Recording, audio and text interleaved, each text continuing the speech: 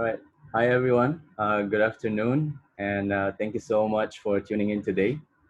Uh, I was fasting the last 30 days of Ramadan, so I'm really excited to be eating again. But today I'm even more excited because this will be my first virtual talk, actually, like talk ever. And today's talk is brought to you by my HR colleagues at Rakuten, Spencer, Roy, John, Vincent. Thank you all so much for facilitating and organizing this. In Japanese, Rakuten stands for optimism, which is highly needed right now in these like tough times.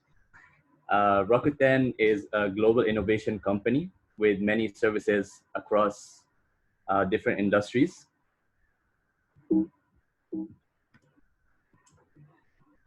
You'd be surprised by some of these names if you're using Viber or if you're like a Wiki user. Some of like these companies like kind of like are it housed inside Singapore. Our office is nicely located somewhere in between Raffles Place and Telok Ayer, it's like a really sweet spot. And our office kind of like looks like this from inside. So our spaces are all like open. We have really nice working space. Our cafeteria serves like where people kind of like go and eat and chit chat. And we also have like game rooms and meeting rooms that we do have to like book in advance because there's so much in demand. Uh, okay. So today I'm gonna be talking about building an MVP and how like you're gonna be able to test and validate a hypothesis. And what this topic is really special for me because I went through like a similar experience of trying to launch like my own company or trying to launch my own startup, and I kind of like witnessed firsthand the importance of building an MVP. Before we like dig deeper, I'm just gonna share like the page for Q&A.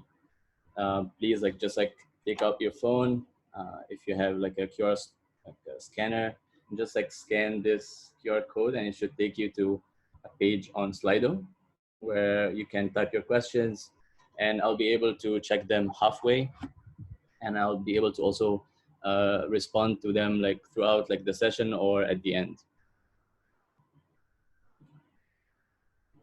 Okay, so what did you guys come here for? I will be able to share and explain like the purpose and the process of building an MVP. What are the actions that you should be thinking about? What are the benefits of building an MVP? How this MVP will evolve and how you're gonna be able to reach like product market fit. What is the metrics that you should focus on to say that I have reached like product market fit and that your product is successful. Before I go even further, I'm just gonna introduce myself. My name is Ahmed, and I'm originally from Egypt. I was born there, and I grew up there until I was 17, and that's when like my life kind of like took a big change. I went to Malaysia to do my bachelor degree, studied software engineering, and I also minored in digital electronics. And when I graduated, I knew that maybe I didn't want to code so much, but I still wanted to be in the tech scene. And I was really lucky to work for Red Ape Solutions. It was like a tech startup at that time, so I was able to learn so much, so quick. Whether it was my first role as a web developer or learning digital marketing or business analysis, meeting clients, drafting requirements, project management, and so on and so forth. And then I tried to do like my own stint with Wiser Lab. Me and my housemate at that time were so frustrated with how people were learning online, whether it was like just video-based content or offline, where in Malaysia you have to like commute for so far. So we wanted to build like a video chat learning tool, and I will go a little bit on like what are like the lessons learned, because even though we were accepted by Google Pre-Accelerator program and we built like a product, eventually it did not see the light of day. And then that taught me about the importance of MVPs, the importance of understanding user problems, and made me look for a design company to join. And back in 2015, design principles were not so widely adopted as it is right now. And Mini Theory was just like one of like the few handful companies in Singapore that was doing like really meaningful design work. Even though I was doing sales and project management there, I was tagging along on like those user interviews, usability tests. I started to understand like the difference between interaction design and user interface design. What's the benefit of each one of those, and when is it necessary? So I learned a lot. But what's missing from experience in Meteor was like seeing like the product in like in full circle, from iterations to showing it to the customer to delivering it and launching it in the market. And that made me change my career path and become a product manager. We can go like into details of like project manager versus product manager, but that's not the topic for today.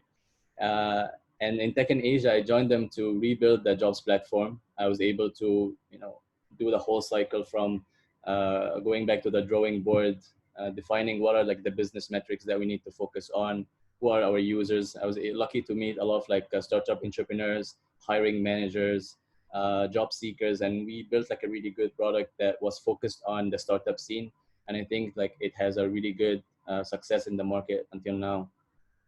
After like a year plus with Tech in Asia, I joined Rakuten, and my first role in Rakuten was to focus on improving the global newsletter service for the merchants. And then I started working on the ad tech or the external advertisements for merchants and marketing departments across Rakuten. So if you know like Google Ads, Criteo, Facebook ads, all of these kind of like services, that's like what I do with my team. Okay, so let's define like what does MVP even mean. So if you ask someone like Dwight Schrute and ask him that MVP is just basically a proof of concept, right?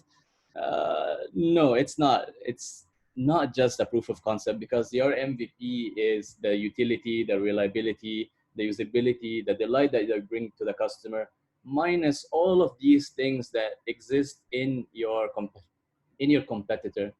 So what are like the things that they're attached emotionally to like the existing option that they're using?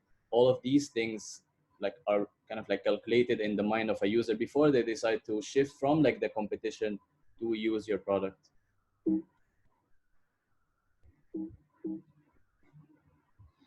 And if we can kind of like try to visualize this into diagrams, instead of like focusing only on like the diagram on the left of like what is functional and what kind of like shows the customer what is this product really about. Instead, your MVP could focus on what is functional, what is reliable, what's usable, and what also brings like delight to the customer. So if I wanna like summarize this in a quote, I would borrow this quote from Gibson Biddle. He was the former VP of product at Netflix, and he used this during his one of the sessions about product strategy. But I think it still applies for minimal viable product. Right? Focus on delighting customers in margin-enhancing ways that are hard to copy. What this really means is that instead of just delivering something that is like skeleton of like a product, you would focus on how can I delight this customer? How can I make the competition think that they're so much far behind like what I want to bring to the customer? What is like my relationship with the customer? How usable is like my product, and how reliable it is when they really need it?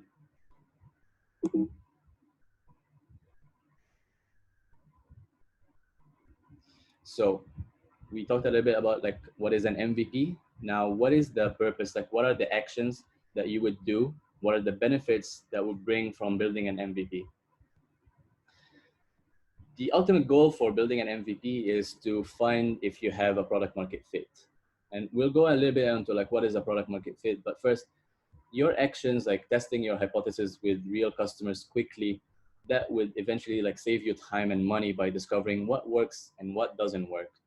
Discovering your failures and iterating, that will also help you to pivot quickly before you build like a really large product.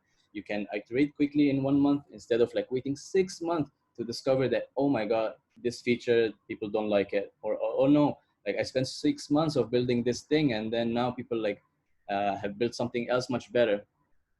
So understanding like user problems and understanding their behavior will eventually also help you to build something that users will love. So what is our product market fit? for me, product market fit is like that sweet spot between discovery and validation. When you're introducing your MVP to customers and you're trying to discover like who are your target customers, and starting to see like, oh, maybe I can address this problem too, and maybe I can understand like this user too. But all of that is good until like they tell you like, I really like what you're offering and I'm willing to pay for it. This is validation for your hard work, and this is validation from the market saying like, you know what, this product makes a really difference for me. I'm willing to move from the competition and whatever product I was using to use like this new product. And that's when you start to see like that number of users grow over time. That when you start to think that, or you can start to test, or you can start to see your metrics and say like, I've achieved product market fit. Okay, let's take just a quick break and see what are the questions out there. I'm just gonna also grab my phone and see if there's any questions so far. Okay, either I'm really good or there's not really a question right now. Okay, but feel free. Yeah, just let me know if you have any questions. Oh, okay. There's one question here. How do you decide what is minimum? That's a good question. So when you start to talk to your customers, you can ask them questions like, what is the main functionalities that you see in this product? Or even if you test like a competition product, and you can test with them and see like what are the main functionalities that they would never move away from this product to a competition because they don't have like this feature, right? What are like the main user problems that you are focusing on? So your requirement can be based on that, the most important user problem uh, that you're like trying to fix, and how big of that problem it is to them. Sometimes like there are user problems out there, but they are not so significant for people to be willing to pay for. So that will come when you start to build like a quick like MVP and test it with them. Okay, what else do we have? Let me see.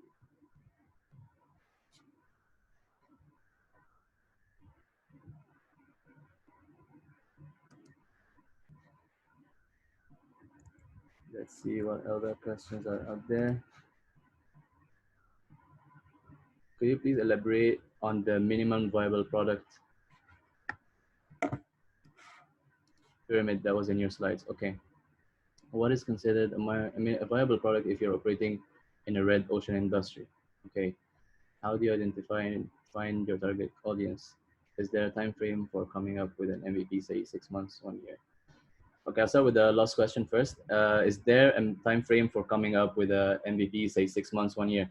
I think the time is really subjective. It depends.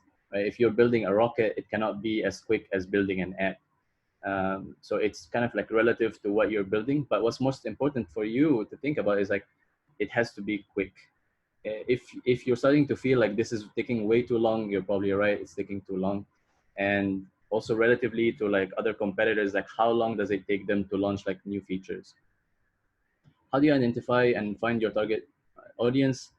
I think this can be easily done through whether you can post on your social media or like on public boards of who have like a certain problem, and who are like the people who have like certain characteristics that you're looking for, or certain user qualities that you're trying to build like a feature for, or build like a product for.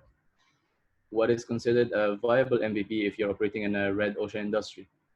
That is a tough question. So I will come back to that one a bit later. Could you please elaborate on the minimum viable product pyramid that was in your slides? Okay, sure.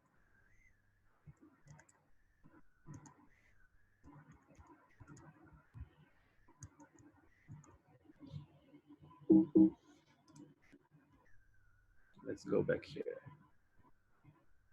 So let's think about like any product out there. Um, let's think, for example, like a car, right? If I build a car that is only the skeleton of a car, or only like the metals of the car. It does not have like the motor, it does not have like the driving stick.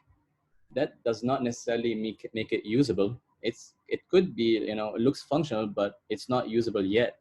Or if like let's say the car does not have a brake, so that could make the car like not reliable for certain users. Or if like let's say the shape of the car doesn't look that as well or like cool aesthetic that people are looking for, so that maybe is not like attractive emotionally for certain users. Okay, I hope that kind of like answers your question. All right, we'll move on quite a bit and then we'll come back to these questions again. So how do you measure your product market fit? I think it really comes down to what type of product that you have, or what type of like industry that you're in. So if you're in like consumer products, for example, let's think about toothpaste, right? Like maybe certain metrics could be 3 out of 7 days usage, or if let's say it's a newspaper, like 100 signups per day organically, or 30% retention rate after sign up. But if you're in like software as a service product, maybe we could talk more about like conversion from trial to paid, or what is like the lifetime value for the user, right? And how much are you paying for to acquire that user? Let's say I think lifetime value could be at least 3 times higher than that. So if I'm spending $1 in marketing costs to acquire a certain customer, then I should be able to at least make $3 out of that user. And a lot of investors also look for the revenue that you're making. And a generic number that a lot of investors look at is like, how much are you making per month? And that number could vary, but on average, it kind of goes around 100,000 monthly recurring revenue in your first year. Okay, is it that simple? A lot of people think that, yeah, it is simple. And certainly me, when I was like building Wiser Lab, I thought like, you know what, like people hate commuting, people hate like video based content. What's not to like about video chat? But like sooner or later we discovered like it did not work that way. It was not that easy to find a product market fit for our idea.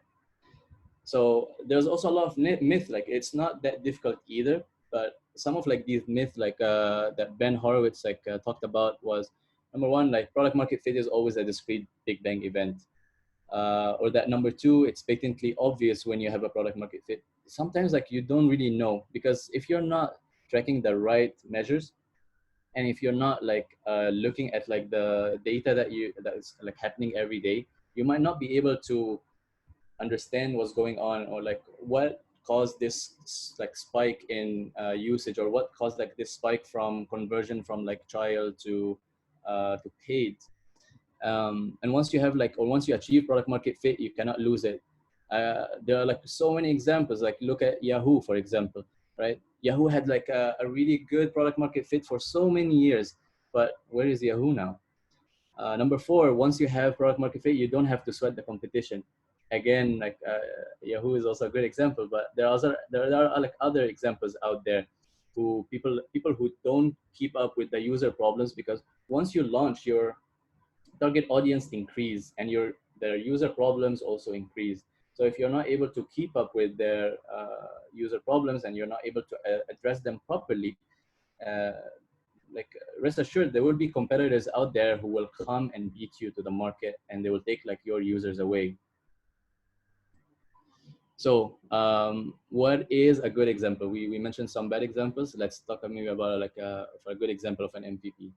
Airbnb is like you know, a really popular one, because they didn't have to do so much. All they did was they took pictures of like their loft, posted it on Craigslist, and whenever there was like a design conference, they were able to test whether people are willing to come and pay and stay at their loft.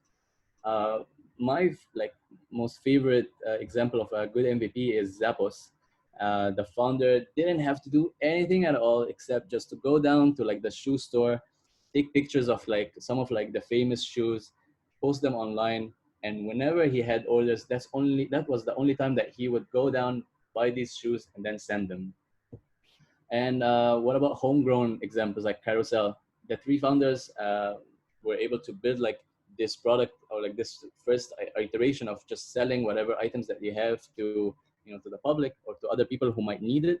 uh, because that came from out of necessity from them. They had a lot of things that they wanted to sell, and during the hackathon they discovered like this is not just applicable for them, it actually applies for so many people, and they decided to take a gamble and build like this startup.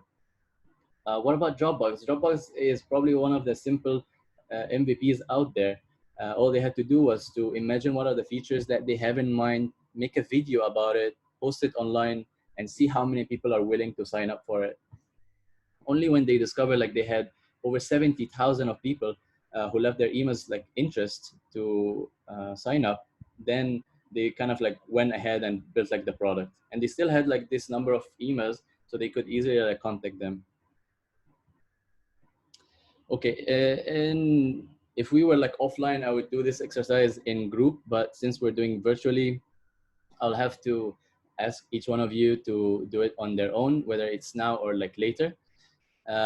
Pick a product company, any company. It doesn't have to be software, it can be hardware, and try to imagine if you're building the MVP, what is your hypothesis? What are the user problems that you think like these products are trying to fix or address? What will your MVP look like, and what are the delightful features that you can come up with? What are the hard to copy advantages that you can think about? What are the margin enhancing strategies that you can implement in your product? What are the product market fit metrics that you should be tracking? And let's see how this goes. I think this would also raise more questions. So whether it is now or later, feel free to contact me. Okay, before I end my talk, I just want to quote Steve Blank. He's also one of like the most prominent people in the tech industry, and he kind of like summarized like this whole product discovery phase of, you're not just like selling the vision or like the what is like the product features. You're trying to sell like the vision and delivering the minimum just features for visionaries who can see what is this product future gonna look like.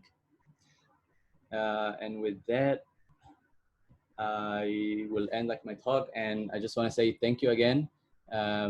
Please feel free to contact me, whether it's like on Twitter or email. And I promise if I don't have the answer, I'll come and like help you find it. And like the magician at like the end of like their act, they would just go on and pass their hat for money. But I'm not a magician, and I don't have a hat, and I also don't want money. All I'm doing this for is to gain kind of like confidence in my presentation skills, and also to improve like my knowledge sharing. So if you can, please scan this QR code again, and there's just like 3 questions there for you. The first one is, like how likely is it that you would recommend this talk to a friend or a colleague? And then what did you like about it? Like what are your key takeaways from this talk, and what would make this better for you? And if you are happy to share like your name and your email, so for like a public testimony, that would be also great. Okay, let me see again, let me go back to the questionnaire. But again, also one more thing, please follow Rakuten on social media. In Singapore, we have like different kind of like activities, whether it's like talks or mentorship programs with universities, or even like events where like we invite like external experts to share with the public or with like our colleagues. You can check it out on Instagram, Facebook, and also on LinkedIn. If you're looking for jobs, also check out LinkedIn, and you can contact me or you can contact HR and let us know. Okay, with that, let's go back to the Q&A. Okay, what are we? Let's see, where's the latest one?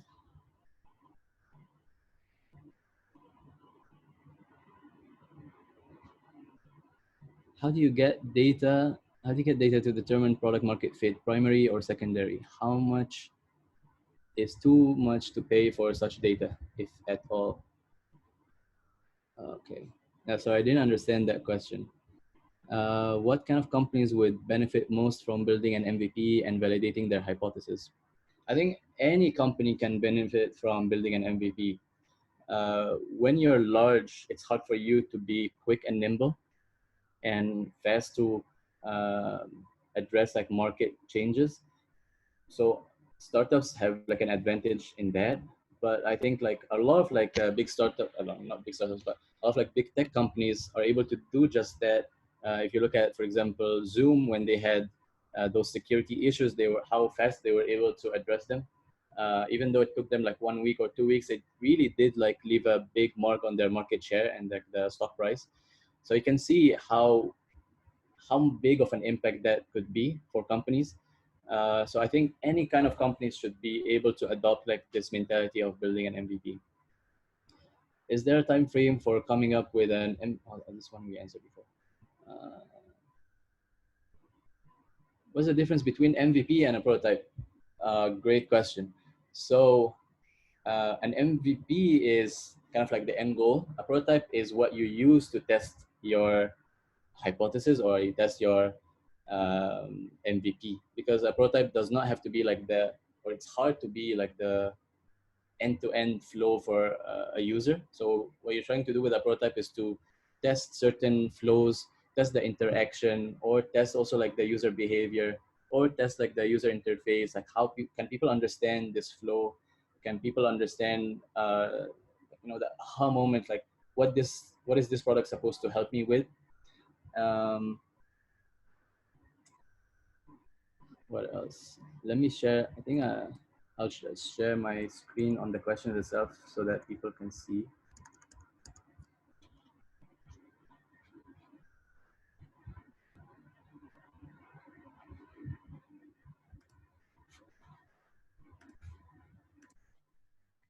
Let's see.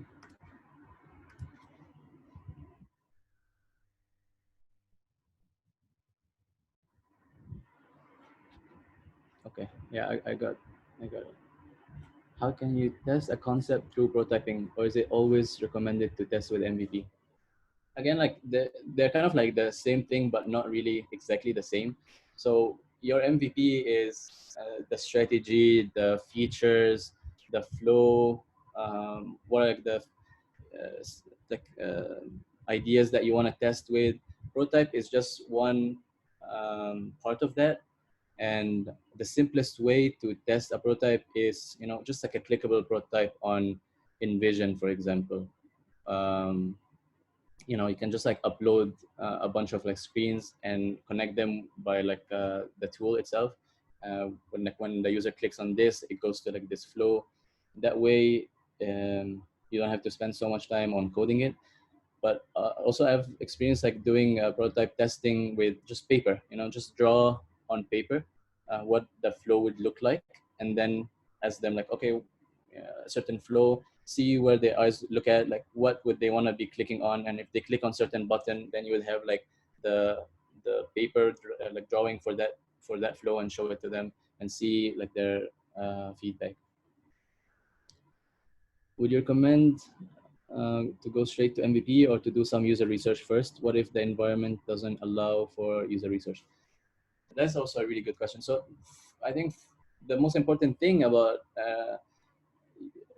before you even build like your MVP is to do like user research. Um, just go out there and like talk to your users. A lot of entrepreneurs, and also it had me at some point like, man, I got this, man. Like I know my users, I know like what are problems that they're facing, but they never tested. And we also never tested our product. We never tested our like hypothesis. And before we go any further, I think my lesson learned was like we should have just tested that idea, even if it was like with a competitor product. Just test it with the user, see what is their feedback. Would they move from competitions like video based, or commuting to see someone in person versus like a video chat? um, I think, yeah, now when I think about it, I should have like really stuck to it, because COVID could have made it so much better for us. um, can you share more about your experience when starting your first startup? I think, yeah, I addressed quite a bit of that. If you have any specific questions, you can ask me later on. Uh, what are some metrics you should avoid using when measuring product market fit? That's an excellent question. So Uh, I think that any type of metric that does not have a business impact should not be considered. So, for example, some entrepreneurs or some founders would be so hyped that they had like the most upvote on Product Hunt or Reddit. That's great for morale and for branding, but it's not really like a metric that you should be focusing on. It does not really derive like any business value. What drives business value is like if people are if they think that your product is worth their time and worth their money.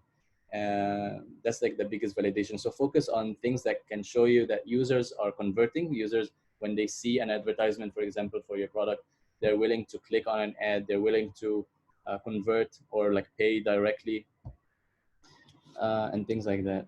I hope that kind of like answers your question. When What are we looking for when we ask ourselves what is the hypothesis? So let's say you have like an idea, or you think that this is a user problem. So a very simple way to put that into words is, um, we think that certain users have a problem of blah blah blah blah blah, and we are trying to solve this problem by blah blah blah. Like, what is like your hypothesis? And we think like this will solve the problem and will improve like the user's life by blah blah blah blah blah. Like, what are like the advantages that the user will feel or the user will gain after they move from the competition to your product? That kind of could be your way of like simplifying your hypothesis statement. uh, what else? Should revenue model be considered when working on MVP? Since to achieve product market fit, you have to make sure customers would be willing to pay for the product. Yes, I think so. Um, but I don't think that should be like the main worry about your like MVP in the beginning. I think like if you're able to first validate that this is a user problem and that people are willing to pay for it, then the business model or like the revenue model will change over time. If you look at Facebook, for example, they had a user problem, they were able to fix it, but that was not driving any business model at that point. Only when they started to introduce advertisement, that's when like the whole picture came together. How do you decide what is outlook? I think we answered that. Dun, dun, dun. Okay, how do you incentivize people to try your MVP? This is a very good question, and it's not only for MVP; it's also for um, any testing or any changes that you're willing to introduce customers to. So one of the things that we used to do was just like buy like Starbucks credit, for example, or buy gift cards or vouchers, and we would call people or we would email people or we would like go talk to people and say like, hey, do you have like 5 minutes? Are you willing to test like this flow for this voucher? Something to reward their time and just to say thank you, because of course maybe like it's the value of like the voucher might not be much, but it just like kind of like signifies what like your appreciation is for them. I think we answered that. I think that Kickstarter is an interesting business that adopts the MVP concept. What are your thoughts on the company's MVP's approach? Like, are you asking me about Kickstarter's approach to MVPs? I think, yeah, Kickstarter is a really great place because some people don't even build a product, right? They just draw diagrams or they create videos of how like the product would look like, and you never sometimes like you in those videos you never see the product in action, right? They are just like models or uh, visual graphics, and it's a really good way to validate, because if people are willing to pay for your product on Kickstarter, there's nothing for you to lose. Like, you're just waiting for people to validate it. Once like people come in, and if you have enough money to justify the cost of building it, then it's easy. And if you don't build it, you can also return back the money. So it's a win-win. Okay. Can you share more about your day-to-day job at Rakuten? Uh, okay. I hope like that's not someone from Rakuten. Um, so my day-to-day job is uh, every day when I come in, I try to look at my progress of the features that we planned. So my calendar looks like 1 week of grooming like new features, and during that 1 week, I sit with my engineers and my colleagues, with our stakeholders, and we try to like kind of like improve the tickets that we have, just from like a simple statement to what are we trying to build, what is like the main problem that we're trying to fix, how are we going to try to fix it, and what are the other options that we can look into, and try to validate as much as possible before we start building anything. And then there would be like a period of like 2 weeks or 1 week of development. That's when I kind of like take a back seat and start to work with the stakeholders on what are like the new features that we could be building for them, what are like their current problems, um, what are the things that we built for them and have released, like what is the impact of that on their business, what is the improvement in revenue for them. And then closer to the end of like that sprint that we do, we would have retrospective. So I sit down also again with my colleagues, and sometimes if it's a big project, I sit down with like our users or stakeholders to see what went right, what went wrong, and how can we improve. Of course, it's not easy to implement every feedback that we get, or even every feedback that the team brings up, but we try to do them incrementally, one by one. uh, yeah, I think that's pretty much kind of like my day to day over, a sprint. Can you share a little on user personas in developing an MVP? Okay, so let's define first what is a persona. A persona is could be a hypothetical, or it could be like very realistic, based on a group of users that you're trying to target. So if let's say you have like parents in general, so you can pick someone, let's say call her Lucy, and Lucy is a mom. She has 35 years old. She's 35 years old. She has like one new baby born, and her problems is blah blah blah blah blah, and her current solution is blah blah blah blah blah, but it's not enough, or like she wants something better because blah blah blah blah blah, right? So in that user persona, you're trying to summarize like your target customers into one person that you can imagine, and can help you drive your imagination of what is the day-to-day life of that user. And that person basically will stay with you while you're building that MVP. So every time you want to introduce a new feature, or every time you want to make changes on a feature, you can come back to that user persona and think, does this meet Lucy's requirement? Does this solve Lucy's problems? Is this better than the existing option that Lucy is using or not? So that kind of like help you to keep going on your persona development, because that also like persona should improve over time whenever like there's like changes, or whenever like you're building something new. How do you prioritize feature requests as a PM? Is there a framework to follow for that? This is, I think, like one of the most trickiest questions ever for any product manager, because there's so many frameworks out there, and I don't have a preference for a specific one. What I can tell you is that um, when you start talking to your users, it will become blatantly obvious which one is the highest priority and which one is the lowest priority. But this is not the hard part. The hard part is like, how do you balance that with your technical abilities? Sometimes like there are problems that you're able to solve technically, and sometimes there's just like certain constraints, like the technology is not there yet, or that you don't have like the resources that have like this skill set yet to build a feature that solve these problems. So it's a constant struggle, but what's most important is that you come with a consensus between your team, like the technical team or the design team, and your stakeholders, and also like your users, of like which one are we supposed to build first because we have the ability to do so, and which ones we can wait first and like build later because this is not a priority or we don't have the resources right now. So I hope that answers your question. But yeah, for frameworks, like there's so many, you can easily Google them.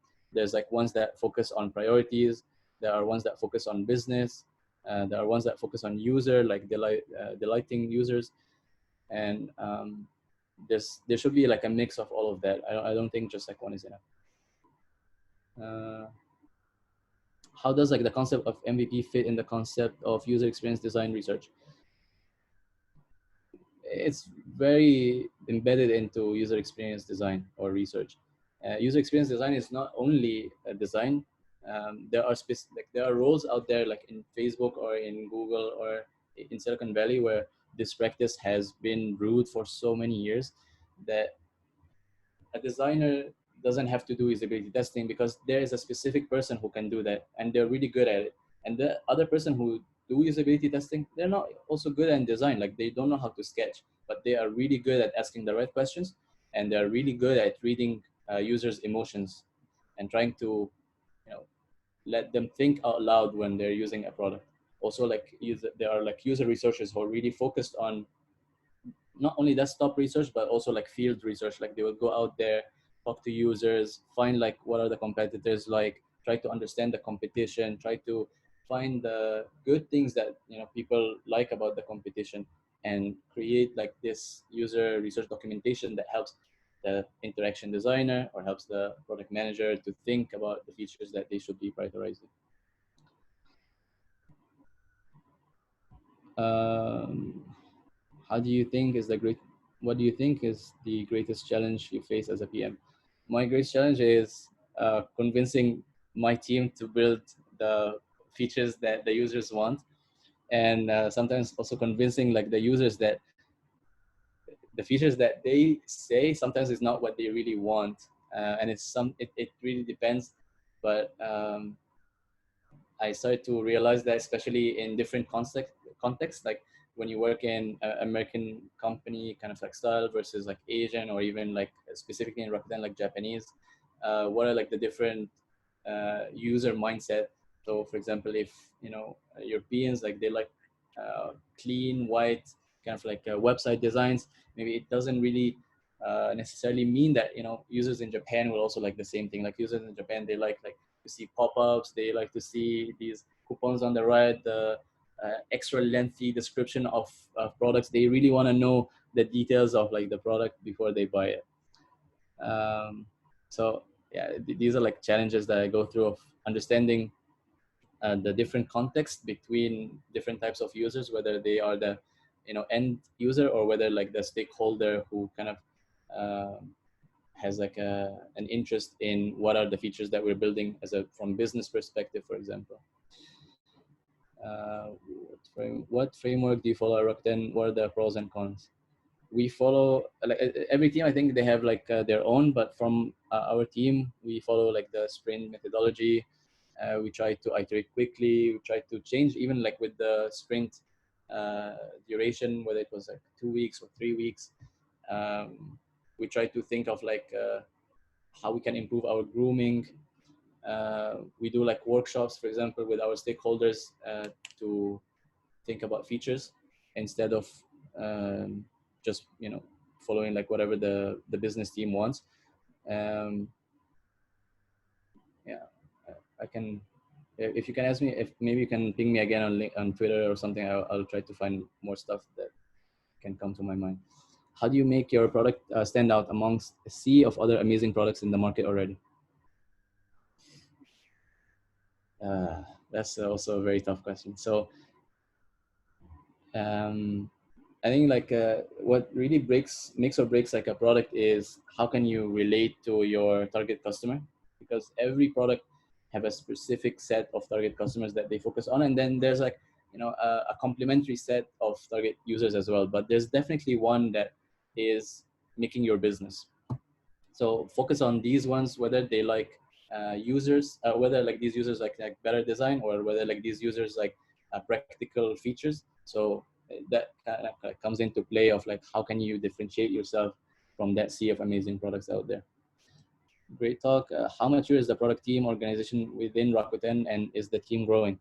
But yes, definitely the team is growing. When I first joined, I think we were less than maybe 40, 50 people, but now like we're close to 100 plus. So our department has really increased, and also our department's mandate has increased. In the beginning, we were only focused on merchant advertisements, but now we're focusing also on external advertisements. So we work with external publishers and also external advertisers, not only like internal. And product team wise, like, yeah, I think there's definitely a level of maturity there. Nothing is perfect though. We're constantly improving, and that's one of the things that I like about Rakuten. Whenever I have an idea, I have like this freedom and this openness with my managers that I can go and talk to them and list down like the list of problems that I see within my team or within the organization, and what are the solutions that I can propose. Thank you for the great content. Will there be a way for us to get these slides recording? Yes, recording, I'm not sure, but my slides, I will definitely post them on Twitter later on and also on my LinkedIn. So feel free to check it out later on. What are the very quick thoughts on B2B versus B2C products and pointers to take note of when developing features for each? Really good question. So when you're building something for B2B, uh, you can close like one eye on certain things like colors, for example, or user interface.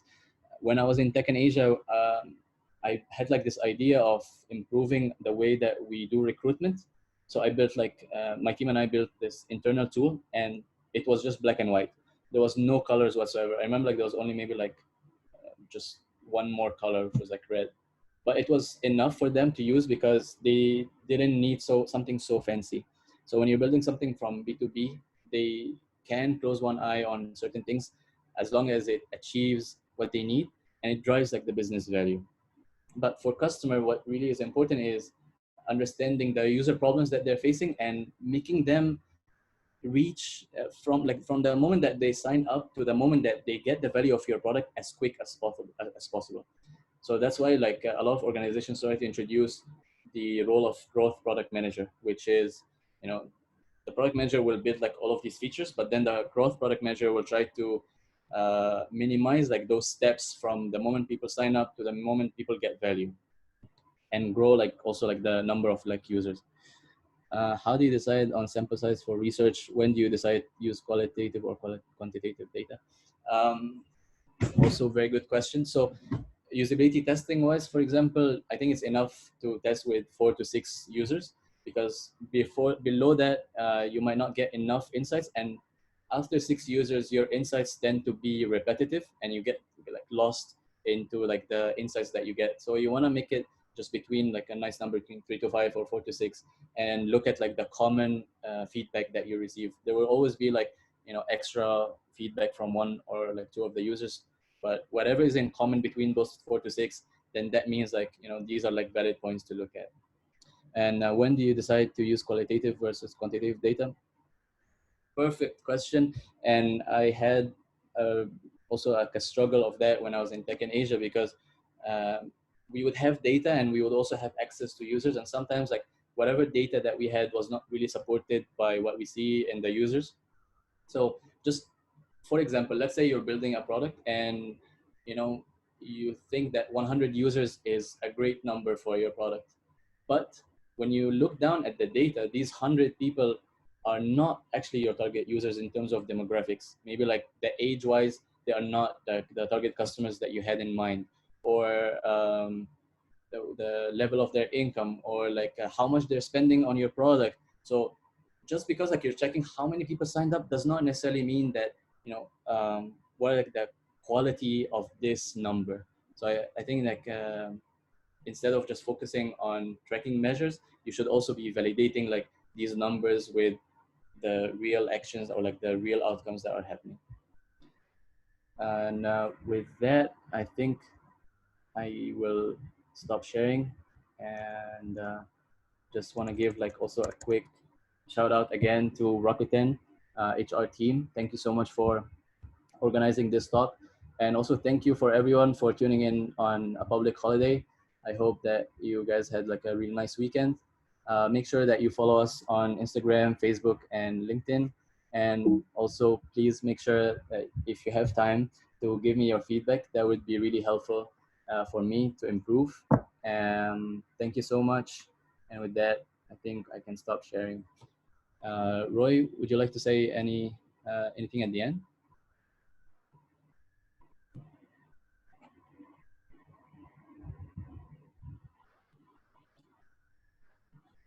Hello? I think you're on mute.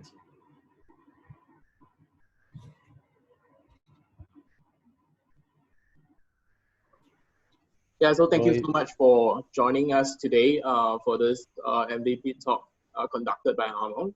Right. So, and of course, if you guys are actually looking out for any opportunities, do check out Rakuten Asia LinkedIn page where you can actually find more job openings, and do follow us on our social medias as we actually update you on more tech talks that are upcoming. Yeah, thank you. all right. Thank you so much and take care.